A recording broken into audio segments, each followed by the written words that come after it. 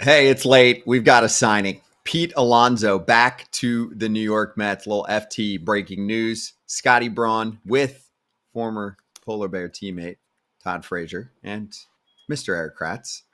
Todd, 2 years, $54 million. Apparently, he also had a choice of taking a little 3-year, $71 million contract. The big part of this also is the opt-out. This is about $100 million less than what was offered a couple years ago. So what do you think of the deal for the Metropolitans, who have had a pretty successful offseason, and for Big Pete? I think it's a great deal for the Mets. If you want the truth, considering where they started, the $154 million deal that they tried giving him earlier, and now $54 million, a guy that is worth most likely a lot more than that we all know. I can't give you a round number, but I can say you could put three numbers together and understand how much more he is worth. We still don't know exactly how it went down. I would love to talk to Pete and try and pick his brain about this whole thing. Congratulations to the Mets. It's another one of those things where it's getting late. You have to figure something out. I was almost at the point where I was going to be like, hey, Pete, call Cohen yourself, man. Forget about the agents. Tell them what needs to be done here. Listen, $30 million guaranteed is a big chunk of change. There's a lot, though, that is left on the table. He does have that opt-out. The Mets are back, baby, with a vengeance here, getting Pete Alonso back, and he is an absolute stud. Does he deserve more? Heck yeah, he does. He's been an absolute dominant player ever since he came up, 6, 7, whatever years ago. And I can go on. But, yes, the Mets got a really good player right here. Steve Cohen found a way to get this done and to be on his side. That's the businessman in him, Kratzy. It changes the absolute everything about this, the dynamic of this lineup. This lineup is a good lineup without him. It's a good lineup without him. But now you're sitting there going, you have guys who in Soto and Lindor and Nimmo who know how to get on base, and Pete, you're talking about Pete having a down year and 100 RBIs. You're talking about this year with the extra guys that they have, he can be in the 140 range. I know that sounds crazy to guess that somebody could be in the 140 range, and the Mets are only paying $30 million for it. Obviously, all said and done, there's other money and all that stuff. It could be a monster year for Pete. That'll set him up for a perfect set into free agency next year. That's the whole thing. This has happened, in the past. It happened last offseason with multiple players, including Matt Chapman, who then went out, crushed it for the Giants, and then signed back with the team to a long-term contract, ended up getting even more money than he was offered by some other squads. Pete wanted the big long-term deal. The age, the position that he plays, yes, a bit of a down season by his standards, 34 homers down season leads to this kind of money.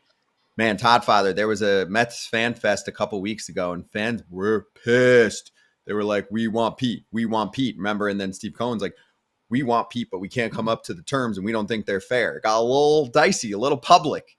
The Blue Jays maybe had a chance to swoop in too, and if they really wanted him, this was very affordable for a dude that could bash 45 homers and help bring a team from non-playoff contention to contention if it's the Blue Jays.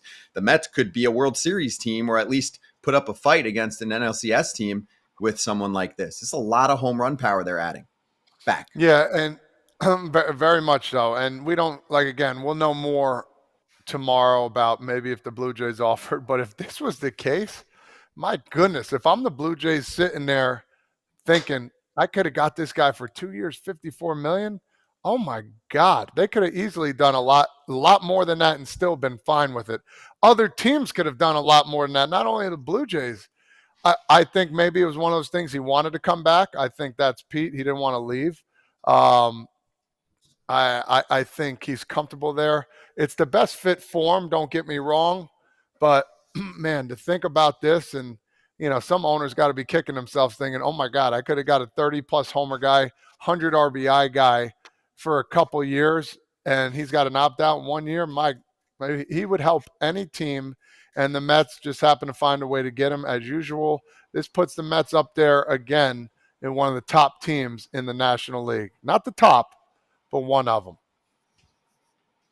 So here's Bob Nightingale. Alonso was offered 3 years, $71 million by the Mets, took the 2 years, $54 million option with an opt-out after 2025. And remember, 2 years ago, it was $153 million was the number. And at the time, that was, I believe, a 7-year. Yes, a 7-year deal, right, in 2023. Also, different front office. Kratz, you played for the Brewers. David Stearns was your GM there, right? 100%. He values things a little bit differently. This is right on par with him. He does not see Juan Soto. Don't bring up Juan Soto. Everyone's gonna be like, "Oh yeah, does this buffoon not know that they signed Juan Soto?" I get it. Juan Soto is a generational talent. Pete is a lineup changer, and they didn't want to go. They clearly did not want to go over that 3-year threshold. 3 years, 71. Okay, that's good money, but that's not what Pete wanted. I think Pete's $100 million guy, especially when 153 got floated to him, even if it was over 7 years. That $100 million feels like where he wanted to be. I don't think David Stearns is going there. And good for Steve Cohen for saying, hey, I really like this guy. This guy brings more butts in the seats, and he does affect our lineup. But he listened to Stearns. My opinion, I think he listened to Stearns. And he said, no, like this is not where this market is for this type of player, and this is not how we're going to build this team. So good for them. They held their ground. Bad for Pete, but Pete can still go out there. It's a 1-year deal. $30 million for this year. He wasn't going to find that in any other deal. Yeah, and I think also, I think the guy, the crafty guy, the guy that understands business, I talked about this before, Steve Cohen, I think he got absolutely what he wanted. I think he wanted Juan Soto. He got him. He paid a monster price to get him, an absolute astronomical price to get him. And in the back of his mind, he's like, you know, people want to come here. And guess what? I'm going to take my time with Pete Alonso, okay? I'm going to work my magic here a little bit and focus on, maybe saving a little money and maybe, not doing my ultimate or not ultimately giving him exactly what he wants. And I think that's exactly what happened. Well, that's exactly what happened. I think that's what he wanted to happen, and it did. And for Pete, again, tough times, man. Some people in free agency, as we're seeing along the ways here, are not getting the money they want, especially late. And guess what? Time to turn the page. If I'm Pete Alonso, I'm rocked, ready to go, and I'm going to show everybody, guess what? I know Juan Soto's there, but I'm going to help him out and go out there and dominate and put up some crazy numbers. So another team, when I opt out, is going to pick me up, and I'm going to move on. Wait, we got some news here. Well, and here's Sarah Lang's most home runs in Mets history. So Pete, as long as he's healthy, should get there. 252 is the number for Darryl Strawberry, 242 for David Wright. Pete's currently at 226. So if he has an average Pete season, boom, he's the all-time Mets home run man. Will Salmon, who covers the team for The Athletic, said the Mets were offering him a 3-year deal versus this 2-year deal, which we knew. We told you already, but he gave us the numbers. So, Todd, Father, I'm going to give you 2 options, okay? You want to invite me to your office with 2 options? Come on in. Okay. All right. Here's what I have for you, okay? And just don't shoot the messenger. I'm just the middleman, okay? I know this isn't what you wanted. You're worth a lot more in my mind, but I'm not the boss. I'm not the big Don. Can you come up with either 3 years, $71 million with $27 million in year 1, $22 million in year 2, $22 million in year 3, and you get that opt out after the first year, or you can get the 2 years, $54 million less guaranteed, but you're going to get $30 million in year 1 instead of $27 million in year 1. Well, I mean, a silly man would say they would want $54 million over 71. But, when we talked about this earlier, we said Pete wants the years. He didn't get the years, and it was 3 years. I think he probably wanted more. It's silly to think, if you divide all those numbers up, that's $27 million for 2 years, 54. Times that by 3, that's what's Kratzy, 81. like, he's $10 million off the price. So would he have taken that if it was from the $80 to $100 million range? I don't know. I, do you take a chance on yourself losing 16 million? Take taxes out. It's a lot more than that. I think he's sitting pretty. I think he'll be fine for the rest of his life. But, I think I would take my chance knowing that it's not nearly as much of a separation gap. How about the fact that the reason you want a long-term deal is for just in case? You know what? Pitcher, you might blow out. You get that cash. You have that. I don't know that Pete needs that. Look at the amount of games that Pete Alonso plays. This dude is out there every single day. He knows what his body feels like. So to me, I'm taking the most money possible up front because I am going to opt out. Not maybe, not like a Cody Bellinger kind of situation where you have a good year and then you're like, all right, I need that opt out when I have another good year. Hopefully I stay healthy because I've kind of been in every other year. Pete is a 155 to 162 games per year. He wants to be out there every single day. And his game really dictates that. And his game really enables him to be healthy. I'm not, people are like, better knock on wood, of course. Now he's going to get hurt. That's not how he's going. He's played 6 years in the big leagues and barely spent any time on the bench. And even if something did happen, he's still got another year on top of that. You do get the insurance on top of that. You get the opt-out at year one. But you take this deal, whether it's 2 or 3, with the intention of opting out after year one. So the only thing in his head is, I'm going 1 year on this thing, right? He's not thinking about the insurance because his drive, his motivation this year is going to be to win a World Series with a new teammate that's going to make the lineup better, and then to get more money next offseason, have a bigger year this coming season, right? The age is not on his side, right? And that he's a righty first baseman. Todd's talked, and we've all talked a lot about the defense. It's fine. People go a little bit too crazy. Also, he was being compared this offseason to probably the best defensive first baseman in baseball in Christian Walker. And they're like, well, he's only getting 3 years, whatever it was, $60-ish million. There was just a lot against him. Most teams are soft, and they just don't value a player like this too. So anyway, you add it all up, and let's look at the lineup. Let's see this thing pop. Todd Father, how we feeling? You said not necessarily the best team in the National League. I think that's fair, since there's a team that won the World Series in the National League and got significantly better. But our Metsed Up podcast, which is part of the EFT network, and they have a YouTube channel. You should check them out because they are going to do an emergency episode. Lindor, Soto, Vientos, they put him third ahead of Pete, okay? And then they posted Nimmo, Jesse Winker, Francisco Alvarez, Jeff McNeil, and Jose Siri, who is also a new addition to the squad. So Todd Father, this is a team that made it to the NLCS last year. And now, lineup-wise, they didn't lose anything. They added Soto, who is a top 3 hitter in the sport, a motivated Pete, as if he wasn't already, and then Siri in the 9 spot, and a little bit. He's a great defender, a little bit of defensive boost, but a little bit more depth for this team. What do you think?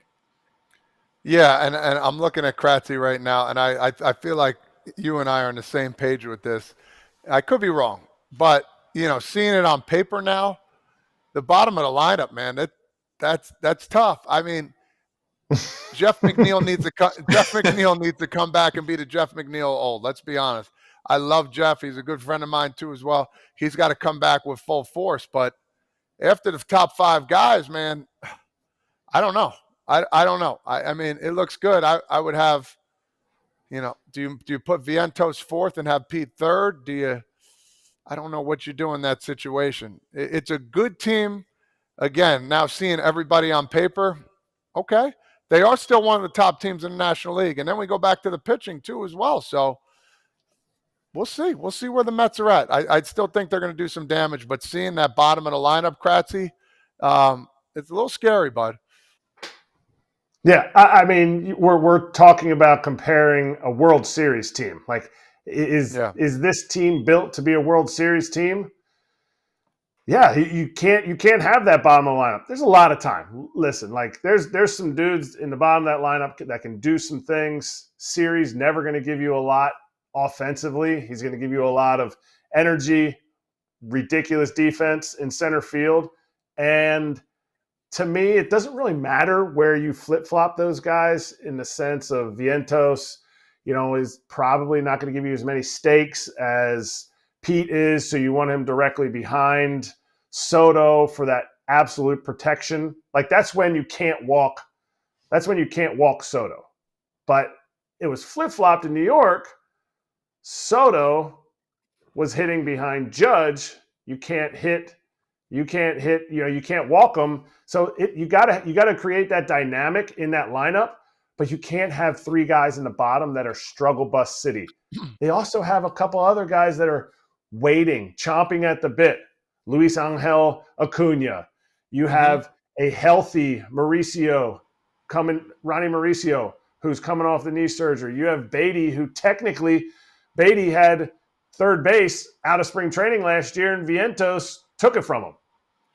They wanted it to be him. I'm not saying that they can all play. I'm saying that this is a team that now has good depth that I think will take care of that bottom of the lineup if or when certain guys struggle offensively.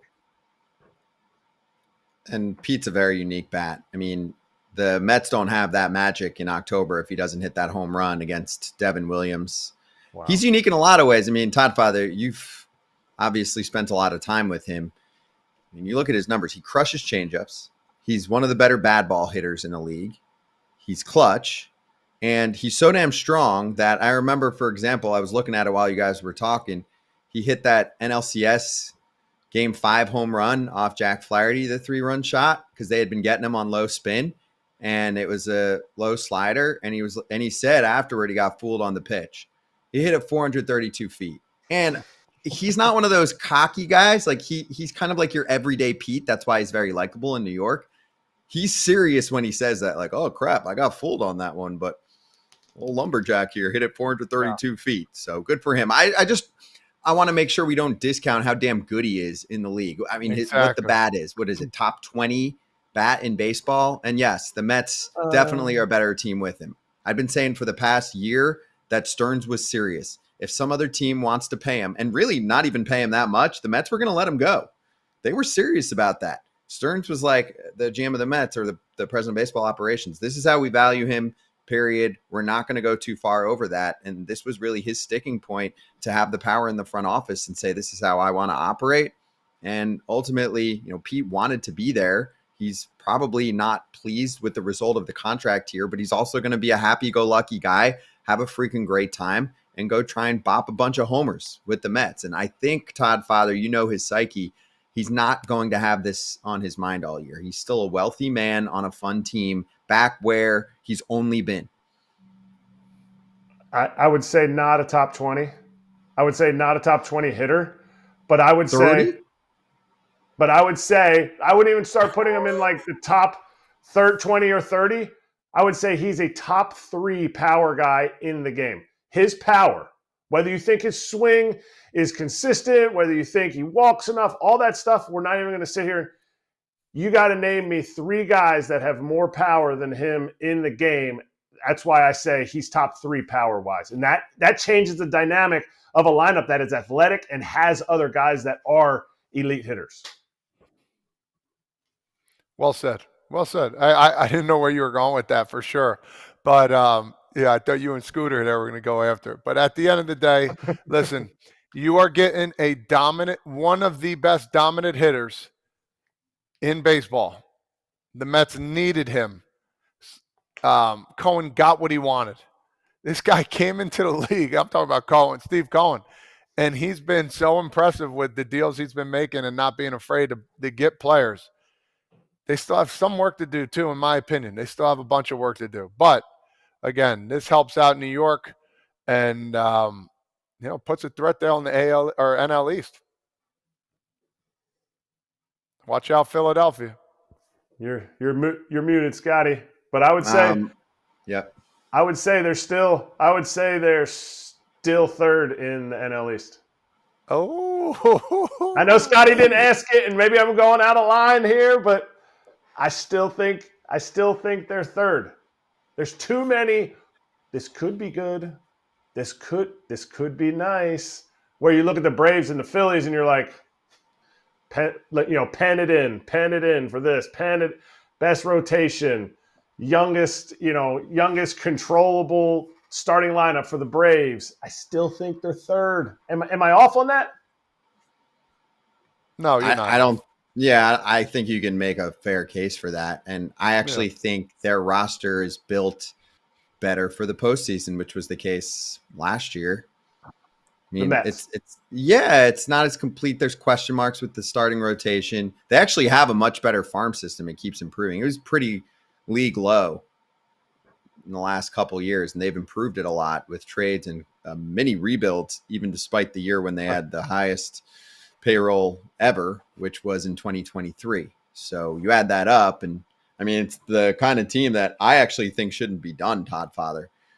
If the Orioles are going to be all prospect huggy, then the Mets should try and get themselves a little Dylan Cease. They've got Lindor in his prime, Pete's in his prime, Soto just signed. The time is now for them. It's not the same game plan as the Dodgers. I know they're trying to be the Dodgers of the East, but it's kind of hard to get to that level. Like their window is right now, and their window might extend for a long time, but they've got a window with a lot of good players in their prime. So if I'm them, I'm going to get myself one big boy starter before the season if I can. Otherwise, sure, you can try in the trade deadline because there'll be guys available, but you just never know. And the last trade deadline was a dud. There was not much to get. No, there wasn't. And, not to bring up the Orioles, but they are letting this train run by with all these prospects, man. They have not made any progress, in my opinion, knowing they could have traded some to get some big names. The Mets, they need more. There's a lot of teams that need more, but we're on with the Mets right now. They need pitching. Okay, you got the hitter you want. You got the hitters you wanted, a couple of them, two big names, but also you can't win games if you can't get guys out. So the old saying, good pitching beats good hitting all the day. Is that going to bode well for them? We will see. Let's see the payroll. So the 2 years, 54, and there's the money, which we've talked about. This is from Spot Track. $27 million a year salary for the 254 puts the Mets projected opening day payroll to $322.5 million. Second to the Dodgers at $382 million. So we're still about 60 mil short of the Dodgers. I mean, to me, Kratz, that means they still have like 60 mil to play with. Yeah. Don't try to be the Dodgers of the East. The Dodgers have built this for 10 years. Whenever Friedman came in, whenever he started building his, vaunted minor league system, you sit there and you go, just be you. Just be you, Cohen. Let David Stearns cook like he's doing. It's fine. Don't try to be another team. Okay. All right. Well, we appreciate everyone for joining us for a little late Scott Boras pop. The rep likes to get the deals done late. If you didn't know, Boras is a West Coast California guy. Yeah. And he'll be on the show soon to recap all of these deals in the offseason that he had. But he likes to swing them late, okay? Maybe ownership, whoever he's talking to is having a little late cocktail. Can I do one more thing before we go? Do you think there's going to be any regret from teams? I mentioned the Blue Jays, but any other teams in mind? Well, for me, I would have liked the Nats, Todd Father. I think the Giants could have used a Pete. I know the Nats ended up getting some decent guys over at first, and I like Nate Lowe, but I don't know. Pete's just got the higher ceiling to be able to be a freaking monster, and plus he's quirky, unique, super marketable, and a clubhouse difference maker in a different way, if that makes sense. Like you just don't get a personality like him, and I just feel like he fits in well wherever. Maybe he does. No, you're exactly right. Two things. Pete might have told some of these teams he didn't want to go there, especially Toronto. He might have said no, but the team that comes to my mind is the Cincinnati Reds. I mean, if the Reds knew that they could have got him for this, oh my goodness gracious. In that lineup too, with some studs that are coming along, and the team, how they're getting back on their feet with Tito, Francona at the helm, that's a team that I'd listen. That they should be kicking themselves in the rear end right now. Todd just wants to see Pete in Cincinnati. Good Lord. He'll be hitting one-handed homers out. He'll be throwing the bat at the ball just to pay some homage to Todd. Red Sox. The Red Sox really have to be kicking themselves. I get it. Careful. I get it. Casas is there, but a right-handed bat. A right-handed bat is what they needed. You will find DH and first base between the two of them. Casas and Alonso in the same lineup, that is something that would change the dynamic of that season. Anywhere Pete goes, it would definitely change, but when you add a right-handed bat there, oh, man. In the American League East, Pete would be, oh, well. Good season. Good season, Boston. I mean, it's a little bit of a unique fit if you're getting Casas and Pete over there and you're going to have one of them DH. Yeah, that would suck. Both of those guys in the same lineup. Or they trade Casas to get another pitcher. I mean, there's already somebody, I don't remember who it was, who said, oh, Vladdy's going to the Red Sox next year. I'm like, hold up. Let's relax, okay? Although you'll have Vladdy and Pete as free agents next year. Did Bob say that earlier? No. When they were talking Vladdy? Usually when you're a year out, yeah, don't say that unless you know it. That's why I didn't say the name. I honestly don't know it. I don't remember. But I do know that almost every year somebody throws out a signing a year in advance, and it never happens. DeGrom to the Braves. That was put all over the freaking internet, and it was wrong. So anyway, thanks for watching. Metsed Up also has a little breaking news emergency episode that is in the works. So if you want more on this signing, go check out the show. And we'll be back on Foul Territory. Todd, Father Kratz, Krasinski, me, and guests. And we'll talk about it tomorrow on the show, live 1 o'clock Eastern time. See ya, FT fam. 6 more sleeps, still pitchers and catchers. Oh, we got Jim Bowden tomorrow too. So we'll get the GM perspective on how David Stearns pulled this off.